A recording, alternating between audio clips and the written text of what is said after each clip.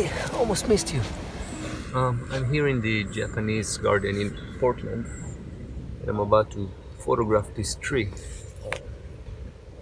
It's an awesome tree. Let me just show you it inside.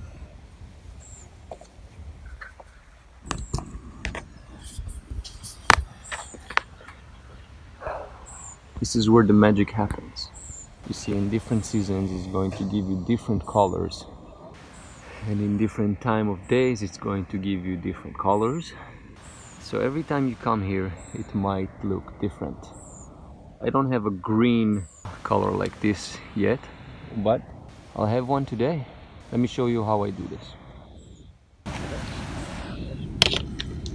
So the very first thing we have to do is to find the composition we like, alright? So let's see what we like the most. This will be my first composition.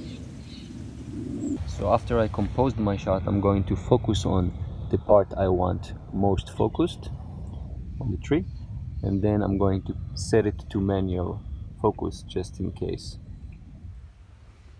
And the way I'm going to check if my focus is correct, I'm going to zoom in and make sure, and then I apply some manual adjustment.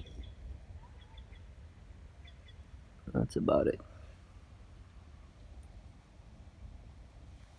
The next thing we have to determine is to make sure that our light is correct. So I set up my aperture to f11 to keep everything sharp, and I don't care about the shutter speed, so I just compensated it because my camera is on a tripod. And then I make sure that my ISO is on 100. After that, you make sure that your color balance is correct according to the scene in front of you, and then you take the picture. From here, let's go into Lightroom. Alright, so after we had lots of fun at the Portland Japanese garden, I want to welcome you to my workstation, which is my studio. And this is where I edit all my photos and videos, and I give it a little touch here and there for my YouTube channel, and I hope you like it. Right now will be a great time to go ahead and make some coffee, because I'm going to tell you my thought process of how to edit this beautiful Japanese maple tree. So go ahead, and I'll just, wait here until you're done making your coffee, because I have my drink already. So, but just take your time. Take your time. Everybody's gonna wait with me.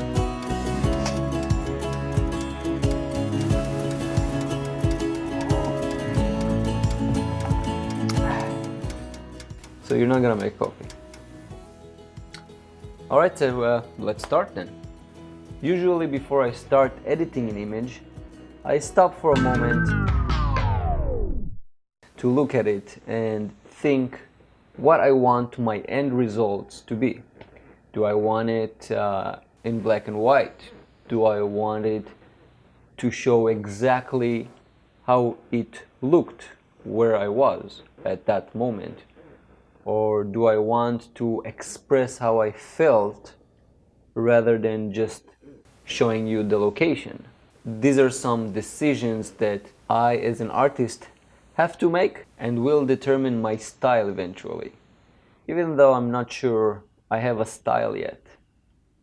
So what I'm going to do, rather than teach you how to move sliders left and right in Lightroom, I'm pretty much tell you why I made these edits to match my artistic decision. But before we get to the creativity of editing an image, let's just make sure that the exposure is correct and that I'm happy with it.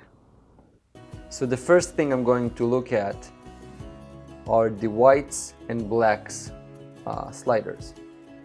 What I'll do is hit the shift key on my keyboard and then double click on each knob. This will give me the proper amount of light without clipping my image too bright or too dark. So I'll do for both sliders. Then I'm going to go to my shadows slider and slide it to the right to reveal a lot of hidden details. That will do. Then I'll do the same with the highlights, but I'm going to slide it to the left, which will reveal even more details. Okay. Then I'm gonna head to the exposure slider and expose the photo a little bit more. There you go.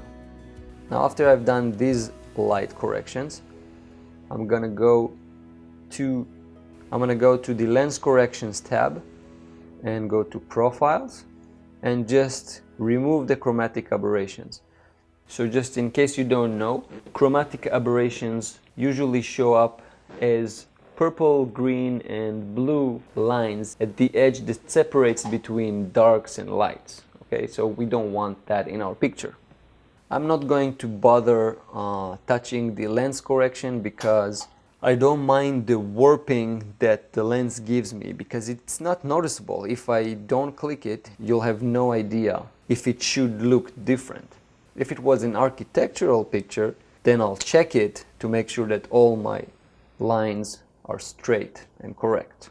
And after we correctly exposed our picture to make sure that nothing is clipping and we preserved all the details and extracted more details from the picture, we can move on to the more creative decisions that we want to make.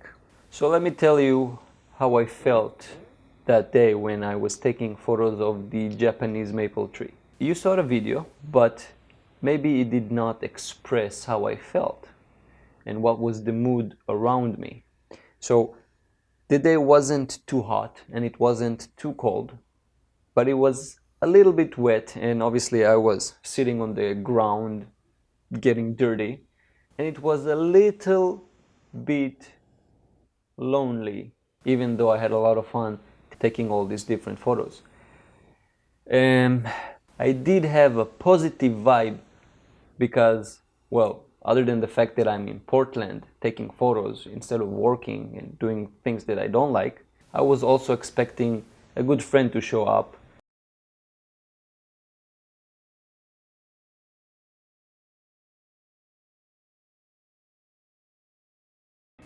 So let me run you through the decisions I made to create this final result. First thing I've done, as I mentioned before, was making sure that the image was properly exposed. So I went through my blacks, whites, shadows, highlights, and the exposure. After that, I had to decide what temperature I want my picture to be. And since it wasn't too hot or too cold, and the mood was, as I said, a little melancholy with some hope to it, I wanted the picture to be cooler than hotter. So I took my temperature down to 4962 Ks and I bumped up the tint a little bit towards the magentas because I wanted the trunk to be warmer than the overall look, because the trunk is also the focus point of my image. The trunk is pretty much where hope was. Then after that I went down to the vibrance and took it up to 40 because I want the colors to pop more and not just be faded away. Also I crank up the saturation just a little bit to give it the extra punch, and then I went down to the lens correction to get rid of the chromatic aberration that I had, if I had any, of course. Then I went ahead and changed the hue and luminance of my colors just a little bit. So I went to my hue, saturation and luminance tab and I made the oranges of the trunk a little more reddish. I made my yellows a little more green and the greens even greener, which gave my picture both a cool and warm feel at the same time. Then I went to the luminance and decided to make my oranges darker and my yellows darker, to give this area more contrast against the green maple leaves. After I was happy with my colors and finalized them, I moved on to deciding how I want you to focus on what I want you to focus in my image. So what I've done is very simple. I went to my graduated filters, and as you can see I dragged a graduated filter from the top to the bottom and lowered the exposure a little bit to make sure that the top portion of the image is not brighter than the bottom portion of the image. Then I went to the radial filter and added one right here and decided to change the overall exposure outside of my circle. So all this red area is where I applied these changes. I lowered the exposure more, I gave my leaves a little more highlight and more shadows. And by doing that, I made you focus on the center of the tree where the trunk is, because that is the subject of my picture, and it is much brighter than the outside, which is kind of a metaphor for the hope and expectations I've had for what's to come. And of course the fact that I just love this garden so much, because it is beautiful. You just have to go there and find out for yourself. I'm gonna link. I'm not leaking, I'm linking. I'm gonna link their website in the description below, just in case you actually want to go there and visit. After I was done with my radial filter, I could close that up and I could crop my picture. So as you can see now, the full frame was this. But that wasn't good enough because the center of the image wasn't where I want it to be. Although it's almost on the rule of thirds, it's not quite there. And the right top corner kind of took my eyes away from the subject. So I just wanted to eliminate all these problems, and by cropping my image this way, I was able to do so. And this is the end result of this editing session. I don't know if I taught you anything new. I really hope I did. My intention wasn't to show you how to move sliders around or technically teach you what is a correct exposure and what is a proper editing workflow.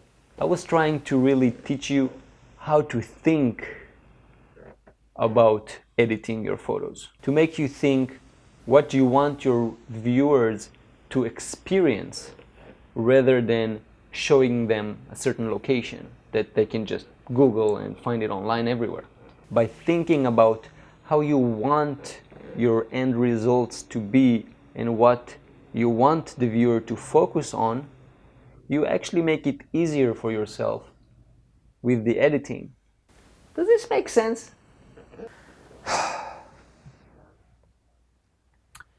Believe it or not, this was the first time I ever made a tutorial, more like explaining how I go about an image, and it wasn't a walk in the park, I tell you.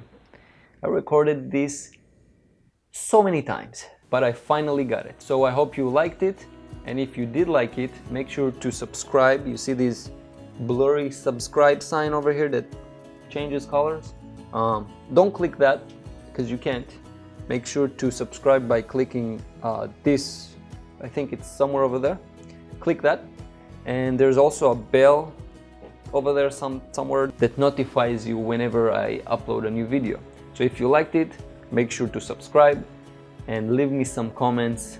You know, just write down your thoughts, what you liked, what you didn't like, how I can improve, and things like that. So until next time, yalla bye.